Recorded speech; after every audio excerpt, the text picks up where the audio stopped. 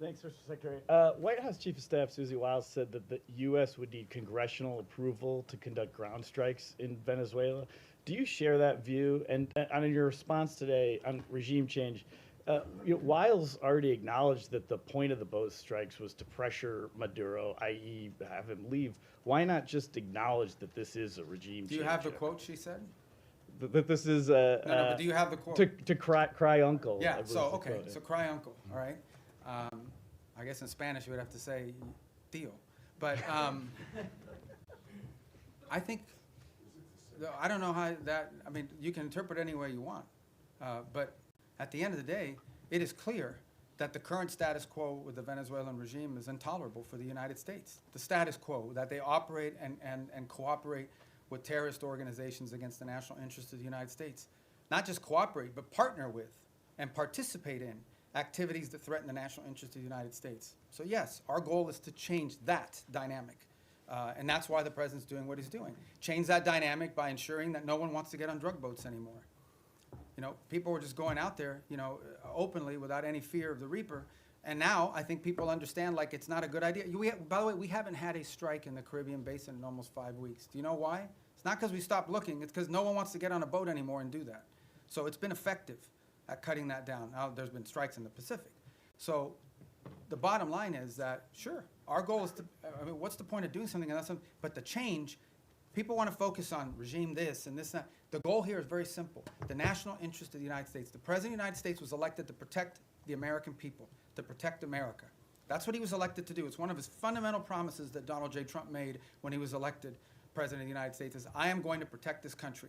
Protect us from what? From the threat of terrorism, from threats to our economy, and from threats these drug organizations and these terrorist organizations pose against the United States. And if you are an ally, a friend, a partner, or cooperate or participate in activities that threaten the United States, you're going to have a problem with President Trump. I think the only shocking thing here is that a lot of people say that. People run all the time for office. I'm going to take on the cartels. I'm going to do this. He's actually doing it. He's not doing anything he didn't say he was not going to do during this campaign. He said he was going to go after the cartels. And now he's going after the cartels, and everybody's shocked. Don't be shocked. This is a man who was elected president because he says and then he does. He doesn't just say and then forget about it. In congressional approval on land strikes, do you think that the United States does need to go to Congress in order to conduct land strikes in Venezuela? Well, look, I'm not going to speculate about things that you know, haven't happened and may never happen. I'm not going to speculate on that. All I'm going to tell you is that, no, two things. And I remind Congress all the time. By the way, I was very consistent on this position because it was my position when I was in the Senate. Number one, no administration, Republican or Democrat, has ever accepted the War Powers Act as being constitutional. That said, multiple administrations, including this one, have sought congressional approval and or certainly congressional notification of actions taken. Why? Because American action is always strongest when it has the buy-in and the participation of a broad set of actors.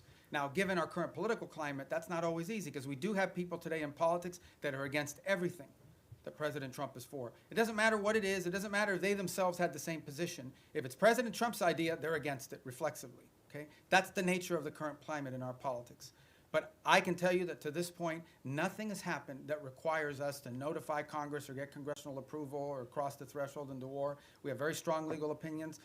We have now briefed Capitol Hill 23 times, 23 briefings, bipartisan briefings on Capitol Hill. I have personally participated in 6 of those 23 at the highest levels of the committee, but then the full House and then the full Senate, which, by the way, are always interesting.